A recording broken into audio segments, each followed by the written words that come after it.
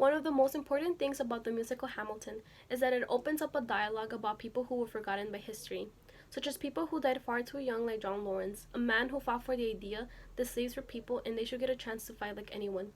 People who were removed from the narrative, like Elizabeth Schuyler Hamilton, who continued her husband's legacy and contributed much to the country up until her death at age 97. Even people like Hercules Mulligan, a common tailor who was risking his life spying on British officers so that America could always be one step ahead of them. To begin with, there was the first of its kind, a man who fought for the equality of slaves. It was John Lawrence's idea that slaves should be treated as equals. He proposed a plan for slaves to gain their freedom. In a letter to his father, John Lawrence wrote, "We have sunk the Africans and their descendants below the standard of humanity, and almost rendered them incapable of that blessing which equal heaven bestowed upon us all."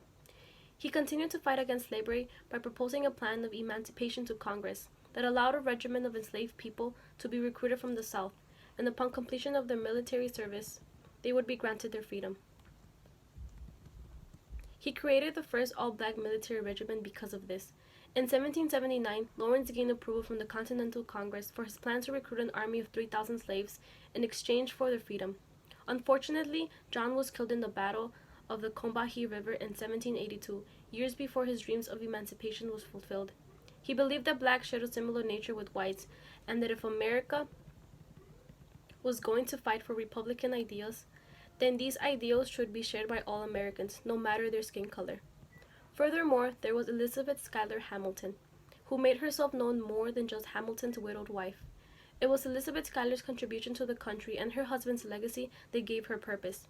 She established the first orphanage in New York City. In 1806, Elizabeth Hamilton became a founder of the Orphan Asylum Society, the city's first private orphanage, which built a Greenwich Village facility that provided a home for hundreds of children. Eliza found connection to her late husband's legacy by focusing on children. Since Alexander Hamilton grew up an orphan in the Caribbean, Eliza wanted to help children who struggled to survive, just like her husband did as a child. She established a free school for children from families of low income. The Hamilton Free School, established in north of Manhattan, offered education to students of families who couldn't afford private education for their children. After her husband's death, Eliza had to maintain her sons and daughters on her own. She knew the struggles of affording for schools and wanted to help other families in need. Additionally, there was a man who wasn't an officer or a soldier, but a common tailor that managed to help the revolution in his own way. Hercules Mulligan's help during the revolution was a game changer, one of the first colonists to join the Sons of Liberty.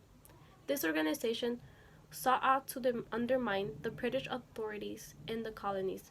When the war broke out in 1775, Hercules Mulligan joined the volunteer militia that stole British cannons and helped lead the Sons of Liberty tear down a statue of King George III.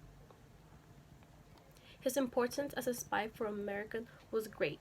Mulligan was a tailor who owned a storefront in New York that was frequented by upperclassmen, including high-ranking British officers.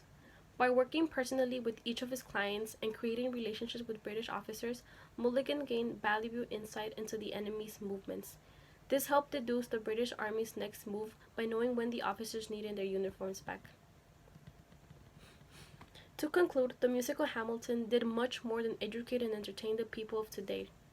It reminded history of the wonderful people it had forgotten, people who were willing to make a change no matter the struggles. They were the first of their people to fight against slavery, open up free public services for low-income families and children in need, and putting themselves in danger for the sake of their country. All in all, the musical Hamilton will continue to remind history of the people it forgot as long as people continue to listen and learn.